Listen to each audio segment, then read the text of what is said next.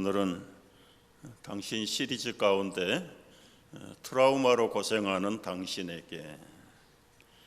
트라우마라는 말은 정신적인 상처를 뜻합니다. 그리스 말로 트라우미에서 나온 단어가 트라우마라고 말하는데, 어떤 특별한 충격을 받거나 두려움, 공포 아니면은 상황, 재해를 통해서 돌발적인 어떤 충격적인 상황을 통해서, 또 아니면 특별한 사람을 통해서 우리의 심령의 마음에 상처가 된 것들이 오래 가면서 묻혀버리는 거예요. 그러다가 똑같은 사람, 똑같은 상황이 돌발하게 되면 자신도 감당할 수 없는 신체적인 또 정신적인 굉장한 변화를 겪게 되는, 참 현대인들 가운데 많은 트라우마로 고생하는 사람들이 있습니다. 이것은 감정에서 일어날 수도 있고 또 어떤 상황 속에서 일어날 수 있어요. 저는 어려서 이웃집 셰퍼드에게 물린 적이 있어요. 그 개에게 한번 물린 이후에는 개를 보기만 하면 공포증이 일어나요. 돼지고기 잘 먹었습니다. 그런데 어느 날 유심히 보니까 이 돼지가 면도를 덜 했어요. 검은 털이 몇 개가 보이는데 갑자기 막 토할 것 같아요. 그날 이후로는 돼지고기가 싫어요. 생각만 해도 비위가 상해요. 근데 이런 게 일종의 이제 트라우마의 증상들입니다. 대개 크게는 이 과민 반응 증세가 있고, 하나는 과민 불신의 증세가 있어요.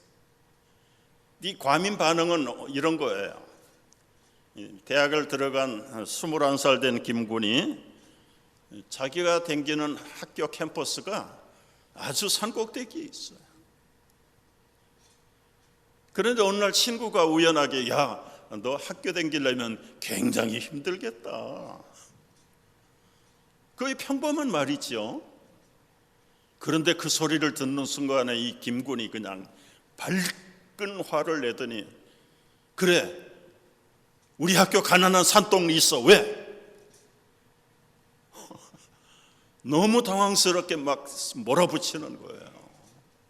이 친구는 무슨 영문인지도 모르고 친구 생각해서 그 높은 데 걸어 다니려면 힘들겠다고 한마디 한 건데, 정상적이 아닌 이상한 흥분된 감정을 가지고 막 친구하고 싸우자고 덤비는 거예요. 숨겨진 마음의 상처는 중학교 때 아주 부잣집 친구에게 가난하다고 무시를 당한 충격이 있는 거예요. 그러니까 비슷한 상황만 떠오르면 그때 상처가 재발하는 겁니다. 재발하는 거. 이게 이제 과민 반응 증세 트라우마. 불신 증세는 이런 거예요. 40대 초반에 여집사님 남편이 있었는데요. 이건 케이스가 좀 다른 거예요. 40대 여반에 어느 주부가 있었어요. 이제 서서히 딸이 커가고 언젠가는 곧 시집을 가야 될 테니까 좀 결혼 자금을 좀 모아야 되겠다. 그러던 차에 동창 친구 하나가 아주 선물을 하면서, 야, 우리 개를 하나 하자. 그래서 이제 개를 붓기 시작한 거예요. 소담하게 꿈을 키워가면서 딸의 미래를 위해서 엄마가 해줄 수 있는 아주 좋은 기회라고 생각하고 이제 개를 찾아야 되는 날인데 그만 뻥 터진 거예요. 막 하늘이 무너지는 것 같고 세상에 믿을 사람 하나도 없고 내가 사람을 믿은 게, 친구를 믿은 게 잘못이지. 그게 마음의 상처가 됐다. 억울하지요, 분하지요, 아깝지요. 세월이 오래 지났어요. 한 1, 20년 지나갔나? 자기 친정 동생이 보험회사에서 직원으로 일을 해요. 너무 실적이 좋아가지고 승진을 했답니다. 그러니까 기분이 좋아가지고 언니가 뒤에서 다 후원해 준 것이지. 그래서 명품 가방을 선물로 회사에서 받았는데 그걸 언니에게 선물을 줬어요. 받는 순간에 얼굴이 달라지는 거예요. 아니, 이런 명품을 네가 받아야지 왜 내가 받아? 나 얘기했잖아. 이제 우리 집 돈 없어. 이 과민 반응이죠. 과민 반응. 이건 다른 사람이 왜 그런지 몰라요. 본인들만 알 수 있는데 평소에는 본인들이 모르다가 어떤 그런 특별한 케이스나 사람이나 상황을 만나게 되면 숨겨져 있던 것들이 발작을 하는 거예요.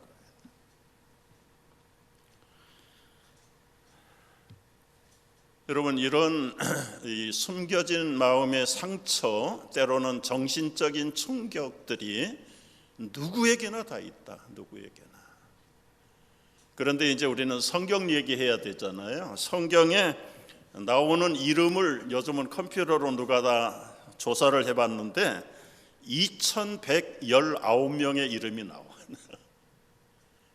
그 중에서 가장 트라우마가 많은 사람이 누굴까?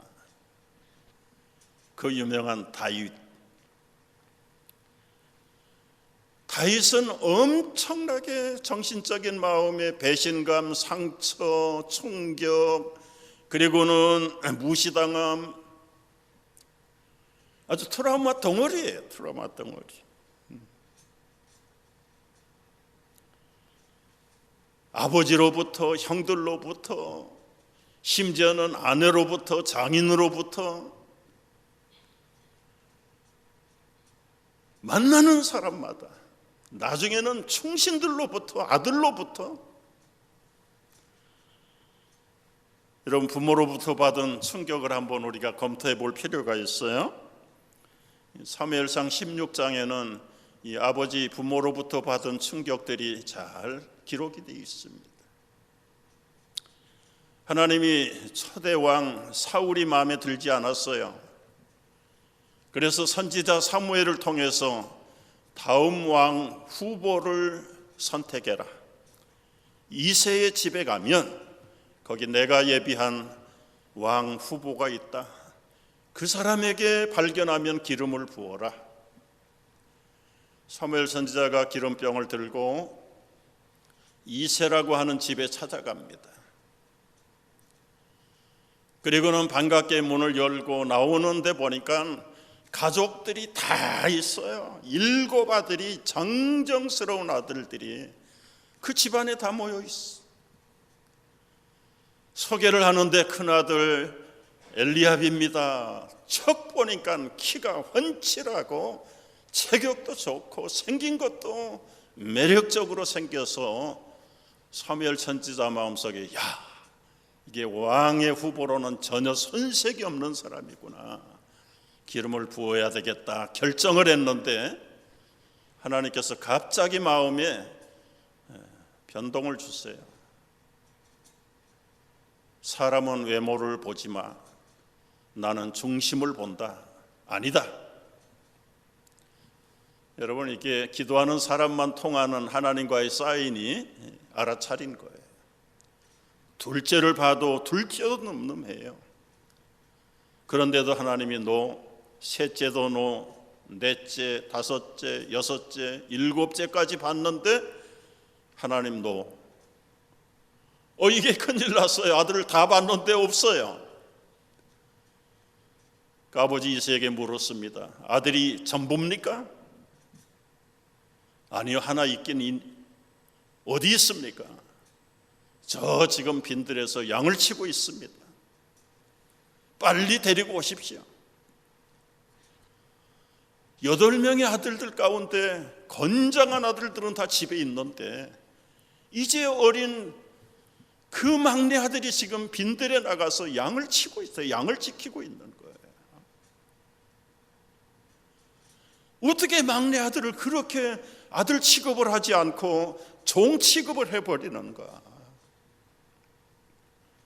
상황으로 볼 때는 어린 다윗은 참 아버지로부터 버림받고 부모로부터 아들 대우도 받지 못하는 그런 안타까움. 상대적으로 그러니까 아버지에 대한 기대가 없으니까 여호와는 나의 목자시니 하나님을 더 의지하게 될 수 있는 거지. 불러들여온 막내 아들 다윗을 보니 그 얼굴이 붉고 빛이 나고 총명스럽고, 그래서 마침내 사무엘이 그 다윗 막내 아들에게 기름을 부었습니다. 이런 부모로부터 당하는 인정받지 못하는 어린 아들 다윗, 나중에 이게 얼마나 큰 트라우마가 됐는지 성년이 돼서 고백할 때 시편 27편에서 이렇게 말씀을 하세요. 내 부모는 나를 버렸으나 여호와는 나를 영접하시리이다. 여러분, 이게 한 번 정도 버린 게 아니에요. 두 번째는 형들로부터 따돌림을 당하는데, 그 형들이 다 성장하니까 군대 갔어요. 지금 세 아들 형들이 그들이 나간 군대는 지금 블레셋하고 전쟁을 터지게 돼 있다. 누가 건드리기만 하면 지금 붙어서 교전을 할 판인데, 아버지 이새가 막내 다윗을 부릅니다. 세 아들들이 지금 죽느냐 사느냐 전쟁에 보내놓고는 아버지 애가 얼마나 타겠습니까? 그러면 당신이 가든지 해야 되는데, 이 어린 막내 아들 다윗을 보내요. 얘야, 이거 가지고 형들에게 가서 좀 먹거리 좀 주고 형들이 어떤 상황이 있는지 좀 살피고 오너라. 당신도 겁이 나고 무서워서 못 가는 그런 위험한 전쟁터에다가 막내 아들 죽든지 살든지 관계없어요. 그 아들 하나 없는 셈 치면 되는 거니까. 그래서 전쟁에 갔는데 부들부들 다 떨고 있습니다. 보니까 앞에는 골리앗이라고 하는 거대한 적장이 나와가지고 하늘이 쩌렁쩌렁하게 공갈을 치고 있는데, 긴장하고 있던 형 엘리압이 이 막내가 느닷없이 나타난 거예요. 막 불러다가 생 야단을 칩니다. 야단을 쳐요. 양들은 누구에게 맡겼어? 이 어린 것이 지금 여기 장난하는 줄 알아? 이 어린 막내가 위험을 무릅쓰고 아버지 명령을 따라서 왔으면 다독거려서라도 빨리 가라, 위험하니 빨리 가라고 좀 따뜻하게 말로 일러야 될 텐데, 평소에 아버지로부터 형들로부터 사람 대우를 받지 못했던 다윗. 그러나 지금 다윗은 그 형들의 야단에도 관심이 없어요. 아니, 들어보니까 저작자가 감히 살아계신 하나님을 모독해? 그리고 우리가 아는 대로 물맷돌로 골리앗을 쓰러뜨립니다. 순간에 민족의 영웅이 됐습니다. 그리고 왕의 사위가 됐어요. 사울 왕이 적어 눕히는 자는 내 딸을 주겠다고 약속하지 않았습니까? 그래서 이 가난한, 그리고 천대받는 이세의 막내 아들 다윗이 사울 왕의 사위가 됐어요. 민족의 영웅이 되는 그 순간부터 다윗은 장인 사울 왕으로부터 트라우마를 받습니다.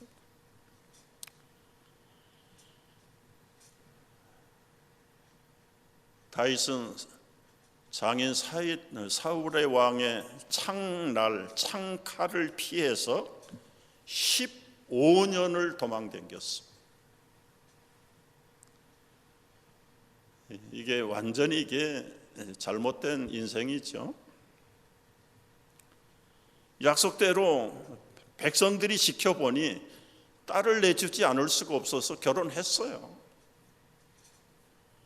근데 나중에 이 미갈이라는 아내로부터 다윗은 또 상처를 받아요. 하나님의 법궤가 돌아오는데 너무너무 기뻐가지고 온 백성이 기뻐하고 춤을 추는데 다윗도 앞장서서 춤을 추다가 바지가 흘러내리고 속살이 보였어. 아내 미갈은 집안에서 창밖으로 내다보다가 채신머리도 없이 왕이 백성들 앞에서 부끄러움을 드러내고 그렇게 무례한, 여러분 이게 사랑해서 하는 말이 아니고 같은 말이라도 가시가 돋친 말을, 여러분 부부간에도 얼마든지 상처를 입을 수가 있다는 걸 보여줘요. 그 아내가 사랑으로 하는 말인지 가시돋친 말인지 다윗이 바보입니까? 너무너무 자존심 상하. 그래도 이래저래 참아가며 살다가 아들, 딸 낳고 사는데 나중에는 큰아들 압살롬의 반란을 물론 이 압살롬도 엄청난 트라우마가 있는 아들인 건 사실이에요. 그럼에도 불구하고 아버지를 죽이고 자기가 왕이 되겠다고 반란을 일으켰습니다.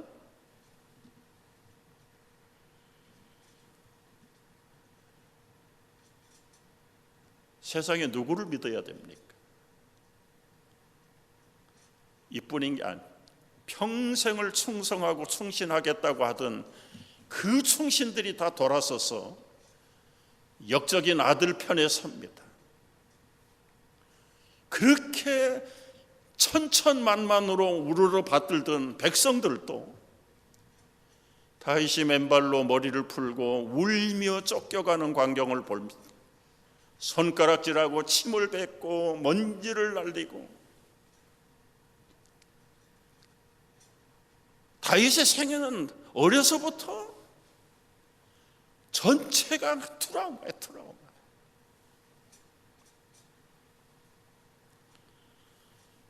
우리의 트라우마를 다윗에게 비교할 수도 없어요. 문제는 이제 이 마음의 상처를, 트라우마를 벗어나려면 어떻게 해야 될 것인가. 일단은 마음을 털어놔. 우리 정신과 의사들도 여기 찌르고 이 질문하고 해가지고 그 마음속에 꽁꽁 감추고 숨겨놓은, 그리고 자기만 알고 있는 비밀을 끄집어내려고 자꾸 진단 질문을 하는 거예요. 그래서 나중에 유도 질문에 걸려가지고 이제 이 브레이크가 열려가지고 터지기 시작하면 통곡을 하고 난리가 납니다. 그러고 나면 괜찮아요. 근데 그거 하기가 싫은 거예요. 자존심도 상하고 자기 인격도 미숙하고 전혀 마음이 아파가지고 도저히 열지를 못해.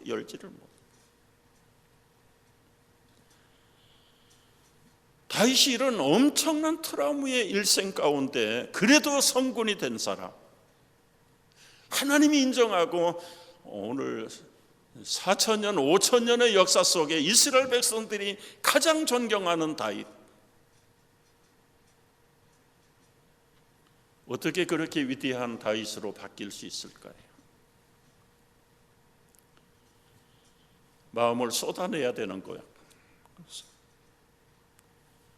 여러분, 마음을 쏟지 않고 닫고 있으면 고인 물은 썩듯이 마침내 우리의 마음만 썩는 게 아니라 인생이 썩어요. 어떤 실패의 트라우마 하나 때문에 평생 짊어지고 도전이 없습니다. 도전을 할 수가 없어요. 스스로 발에다가 족쇄를 채워가지고 꼼짝달싹을 안 해요. 어떻게 해야 될까요? 그 족쇄를 끊어야 돼요. 닫혀있는 마음의 비밀의 문을 열어야 돼요. 쏟아버려야 돼요. 그리고 새로운 체인징 마인이 돼야 되는데 어떻게 오늘 다윗이 이런 과정을 어떻게 넘어가는가를 봅니다. 엄청난 배신감, 정신적으로, 영적으로, 환경적으로, 가족적으로, 민족적으로 어디를 가도 편안하지 않아. 그런 다윗이 하나님 앞에서 극단적인 말로 쏟아내기 시작해요. 아주 비탄한 가운데 폭포수처럼 쏟아냅니다. 제정신이 아니에요. 이 사람 완전히 미친 사람처럼 그 마음에 깊이 담아두었던 상처들을 다 쏟아내는데 오늘 2절 보세요. 2절 109편 2절에 보면은 이렇게 시작이 돼요. 그들이 악한 입과 거짓된 입을 열어 나를 치며 속이는 혀로 내게 말하며 또 미워하는 말로 나를 두르고 까닭없이 나를 공격했습니다. 지금 하나님 앞에서 쏟아내는 겁니다. 5절을 보십시오. 난 사랑으로 은혜를 대었는데도 저들은 악으로 갚았습니다. 난 사랑을 베풀었는데 저런 사람들을 그냥 버려두면 되겠습니까? 악으로 다시 하나님 악으로 다스려 주십시오. 그리고 아주 본격적으로 이 얘기를 해요. 6절에는 사탄을 그 오른쪽에 세워서 8절에는 제명에 살지 못하도록 급사하게 해주세요. 9절에 저 원수들 자녀들조차 다 애비 없는 고아가 되게 해주시고 그 아내는 과부가 되게 해주세요. 10절에 그 집 자녀들 다 거지가 되게 하고 11절에는 재산이 있으면 고리 대금업자에게 몽땅 다 빼앗기도록 하세요. 13절 보시죠. 자손들은 고아가 되고 대가 끊어지게 하소서. 14절에 그 집 조상들의 죄까지 다 파헤쳐서 묘까지 파버리면 좋겠습니다. 17절에 저들이 저주를 좋아한 대로 고스란히 다 저들에게 저주가 돌아가게 했어. 19절에는 저주의 옷을 입고 살아가게 하소서.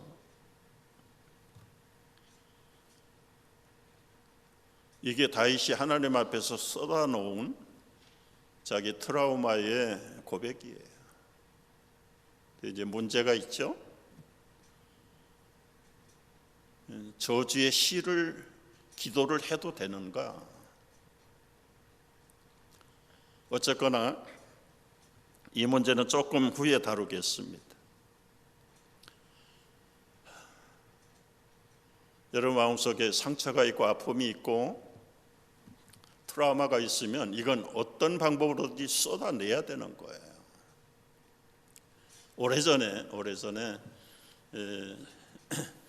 제 아내하고 설악산 켄싱턴 호텔에서 우리 기독교 상담자 치유 세미나가 있었어요. 그래서 뉴욕에서 거기까지 가서 한 일주일 동안 훈련 받고 그리고 이제 마지막 평신도들도 신청해서 참여한 사람들이 있어요. 자기의 상처를 치유받고 싶은 사람들이 그 세미나에 온 거예요. 근데 이제 목사님들은 따로 이렇게 또 좀 교육을 하고 그분들은 그분들끼리 교육을. 그리고 이제 마지막 날 하는 일이 이제 한 사람씩 한 팀을 만들어서 목사님 상담자하고 이제 평신도들 문제를 가지고 온 내담자들이 조용한 방에 만나서 이제 서로 힐링 사역을 하는 겁니다. 저에게 배당된 내담자는 인천에서 왔다는 어떤 젊은 여성도였어요.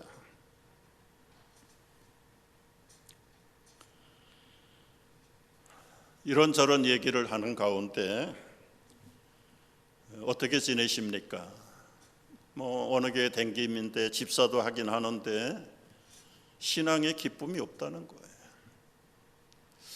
심지어는 하나님도 믿어졌다가 안 믿어졌다가 그런데요. 그래서 이제 스텝 바이 스텝으로 점점 얘기를 하면서 문제를 향해서 접근을 하는 거예요. 접근을. 근데 본인도 이제 상담 받겠다고 왔으니까 좀 마음을 최대한 열긴 여는데 처음부터 열지 않아요. 막 감출 건 감추면서, 그래서 단계적으로 열어가는 거예요. 그러면서 이제 본질을 접근하니까 불안하면서 떨리는 음성으로 그런 얘기를 해요. 저는 세상에 존재하지 말았어야 될 사람입니다. 누가 그래요? 그랬더니 우리 엄마가 자기를 배 안에 가졌을 때 그 소리 들었다는 거예요. 믿거나 말거나인데 그 본인 소리니까 그 시어머니가 어머니에게 구박하는 소리도 들었대요. 너 이번에 아들 못 낳으면 우리 집 귀신 될 수 없어, 나가야 돼. 그러니까 그날로부터 이 엄마가 뱃속에 가진 아기가 어떻게 알았는지, 아들이 아니라는 걸 알았는지 짐작을 했는지 어떻게 하든지 끊어버리려고 별 방법을 다 해. 그걸 엄마 뱃속에서 다 들었다는 거예요. 믿거나 말거나 한데 본인이 들었다는데 어떡할 겁니까? 그리고 태어나서 철이 들면서부터 자기는 없어져야 될 인간, 태어나지 말았어야 될 인간. 그래서 어머니에게 아주 분노가 있고 배신감이 있고 이 버림받은 유기감 때문에 어머니를 어머니로 생각하지 않고 원수로 생각해요. 원수로. 나가서 혼자 살 수 없으니까 어린아이가 겨우 붙어서 살긴 사는데 지금까지도 몸만 있었지 마음은 전혀 엄마하고는 원수라는 거예요. 원수.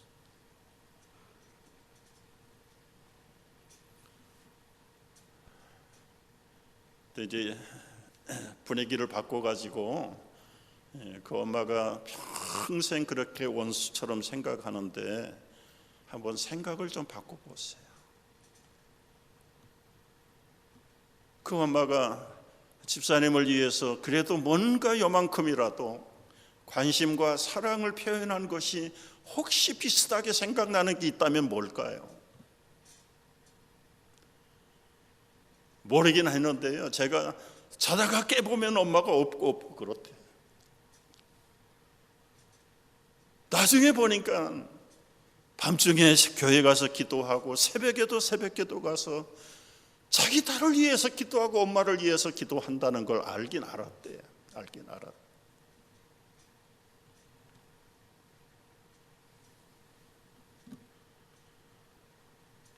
그러면서 어느 날은 자기가 고은이 잠드는 줄 알고 머리맡에 앉아가지고 눈물로 하나님 앞에 내가 이 딸을 행하신 것을 용서해 달라고 하나님께 기도하고, 하나님이 그래도 보내신 딸인데 내가 어떻게 하면 이 딸을 위해서 최선을 다할 수 있겠는가.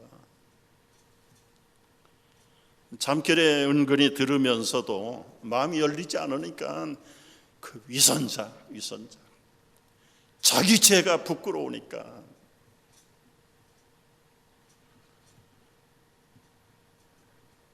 그런 가운데 이제 그러면 딸이 엄마의 심정으로 한번 돌아가 보자. 그래서 이제 그 침대 시트를 하나를 뒤집어 쓰고 상담자하고 내담자가 지금 여기는 엄마 자궁 아닙니다. 자궁. 엄마가 태아에게 하는 소리 다 들으셨다고 그랬죠. 시어머니 할머니가 어머니에게 표독하게 싸붙이는 소리도 들었다면서요. 그 엄마의 심정을 한번 헤아려 보자. 그리고 이제 상담자가 엄마의 신용을 하는 거예요. 하나님, 나는 집안으로부터 이제는 불안하고 쫓겨. 어떻게 하면 좋습니까? 어떻게 하면 좋습니까? 이 딸아이가 아니라 이제 태아가 흐느끼는 거예요. 흐느끼는 거. 이게 드라마 세라핀인데요.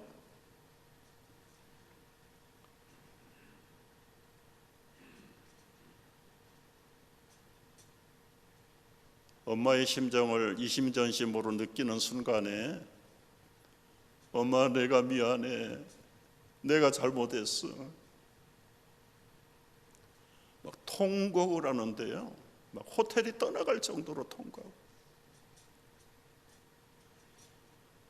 그래도 나를 위해서 기도해 주시고 지금까지 사랑해 주신 그 엄마를 나는 미워했고 나의 생명의 원수로 여겼다. 내가 믿음이 없고 내가 선입견을 가지고 내 편견을 가지고 엄마도 실수할 수 있었겠지만은 그 당시에 피할 수 없는 상황인데 그런 집안에서 나를 버리지 않고 나 가지고 여기까지 길러주신 엄마에 대해서 나는 엄청난 죄를 지었어요. 엄마로 앞에 앉아있는 상담자를 끌어안고 막 통곡을 하는 거예요. 통곡. 이게 이제 요즘 정신과 치료법에서 이 표출 치료법, 익스포잘 세러피라고 그래서 드러내게 하는 겁니다. 여러분, 살인범도 자기의 죄를 드러내면 그 다음부터는 편안하게 자요. 다 포기하고 이제 법의 심판을 받겠다는 열린 마음으로 편안하게 회복해요. 근데 이 드러내기 전이 문제예요. 드러내기 전까지가. 우리가 주님을 믿으면서도 우리가 감춰져 있는 상처가 있습니다. 여기까지는 회개하고 여기까지는 하나님 앞에 다 토해내는데 어느 한 부분은 딱 감춰놔요. 여러분, 그것이 있는 한은 우리 믿음의 능력이 그리고 하나님의 사랑이 무엇인지 알 수가 없어요. 요즘 정신과 전문의들은 이 익스포잘 세러피를 많이 사용하는데 이미 성경에서는 구약시대부터 하나님은 이 방법을 쓰신 거예요. 예레미야 33장 3절에 보면 너는 내게 부르짖으라. 내가 내게 응답하겠고 내가 알지 못하는 크고 비밀한 일을 너에게 보이리라. 이건 개인에게만 국한된 게 아니라 민족들에게까지도 지금 나라를 빼앗기고 포로로 붙들려가 있는 이 억울하기 짝이 없는 백성들, 그들을 향해서 좌절감, 패배감, 하나님으로부터 버림을 받았다는 배신감, 자기들이 선민인데 하나님이 어떻게 이렇게 할 수 있느냐. 그런데도 그런 백성을 향해서 너는 내게 부르짖으라. 내가 내게 응답하겠다. 부르짖는 순간에 내가 무엇이 잘못됐는지, 하나님 앞에서 우리가 어떤 존재인가를 깨달으면서 부르짖는 거예요. 요한일서 1장 9절에서도 이런 말씀을 합니다. 만일 우리가 우리 죄를 자백하면 그는 미쁘시고 의로우사 우리 죄를 사하시며 모든 불의에서 우리를 깨끗하게 하실 것이다. 근데 여기서 자백이라는 단어, 깨끗하게 한다는 단어 두 가지가 굉장히 중요합니다. 이 자백이라는 건 confess, 육하 원칙에 의해서 모든 걸 그대로 주님 앞에 아뢰는 거예요.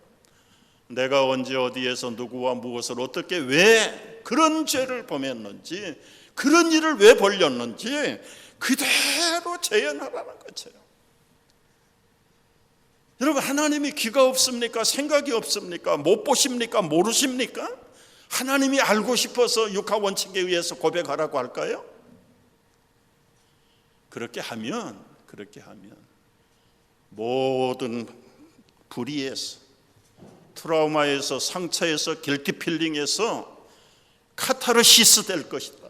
깨끗하게 된다는 말이 그리스 말로는 카타르조예요. 카타르조. 하나님이 들어서 네 비밀을 아는 것이 목적이 아니라 내가 감추고 있던 그 모든 비밀을 털어놓으면 내 스스로 카타르시스가 일어난다는 거예요.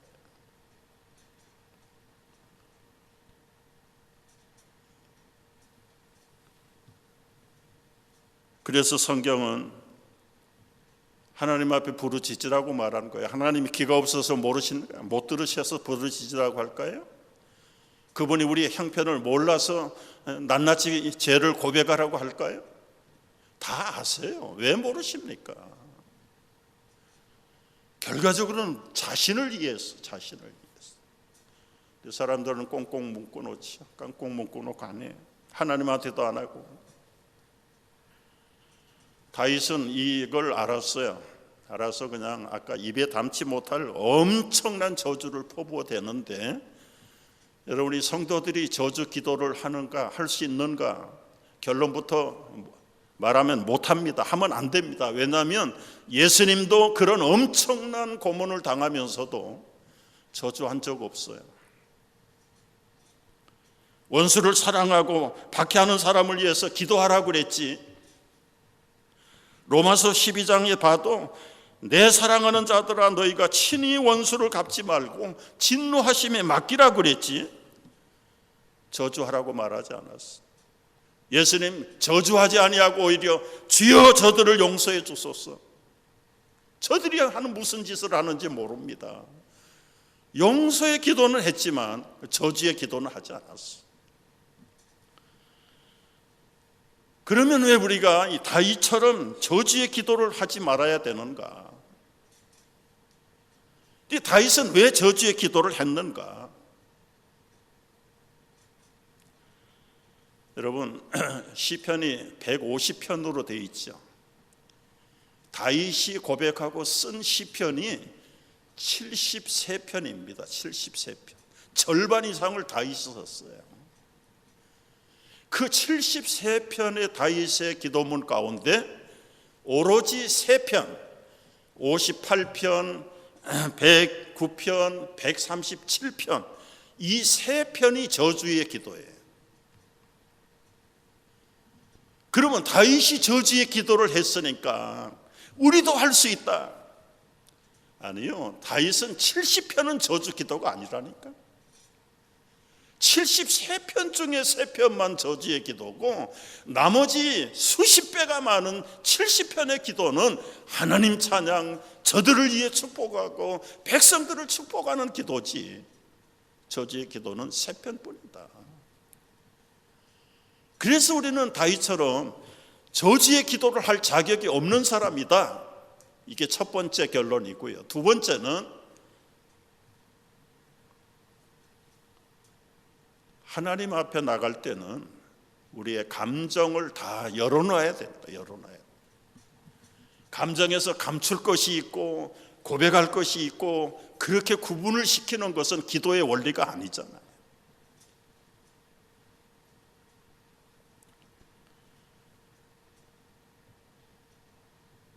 우리가 하나님 앞에서 감출 건 감추고 착한 아이처럼만 굴면 속으로는 멍들어요.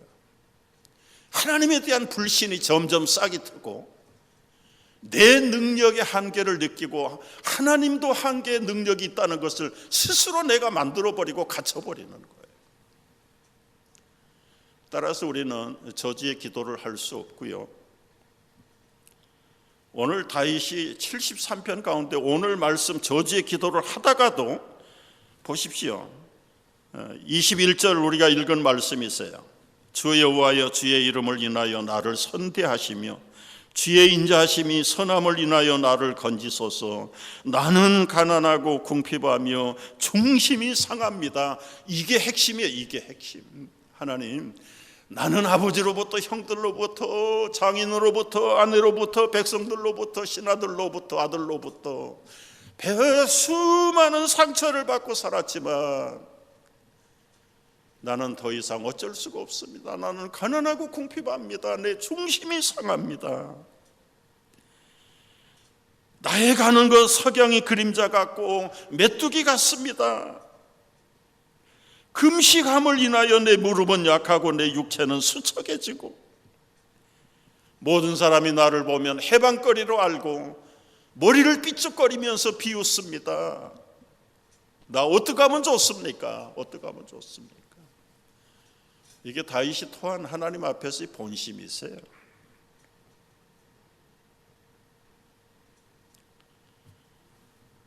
여러분, 아무리 속이 상해도 다른 사람을 위해서 저주의 기도는 할 수 없습니다. 예수님이 가르친 것처럼 원수를 위해서 축복하고 그들을 용서하는 기도를 해야 합니다. 다윗도 저주시 58편 11절에 보면, 다 같이 읽어볼까요? 그때 사람의 말로 진실로 의인에게 갚음이 있고 진실로 땅에서 심판하는 하나님이 계시다 하리로다. 다윗이 초점을 맞춘 것은 하나님 그 원수들과 저들에게 공의의 하나님을 좀 보여주셔서 하나님이 어떤 분인가를 좀 알게 하도록, 이게 목적이지 원수들을 저주하는 것이 다윗의 목적은 아니었다. 여러분, 우리에게 어떤 크고 작은 트라우마가 있고 상처가 있을지라도 다른 사람에게는 비밀로 털어놓을 수 없다고 치더라도 적어도 하나님 앞에서는 다 털어놓으셔야 됩니다. 원수를 저주하는 마음으로라도, 그래야 그게 맺힌 게 풀리는 거예요. 그 다음부터는 내가 잘못된 것을 알고 저 원수 흉보다가 보니까 나도 옛날에 그 원수하고 똑같은 존재였다는 것을 그때서야 깨닫게 돼요. 내가 얼마나 의로운 사람인가요? 피장파장 니나나나 똑같은 그런 인생을 살아왔는데 하나님은 이런 나를 받아주셨는데 내가 누구를 받지 못할 사람이죠. 여러분, 오늘 우리는 주시는 말씀 요약하면 우리의 모든 트라우마를 하나님 앞에 부르짖으라는 거예요. 너의 모든 것을 자백하라. 그리하면 모든 불의에서, 우리의 모든 스트레스와 트라우마에서 우리를 깨끗하게 하시겠다고 약속하셨습니다. 이 말씀을 붙잡고 주님 앞에 부르짖는 성도들 되시기를 축복합니다. 기도하겠습니다.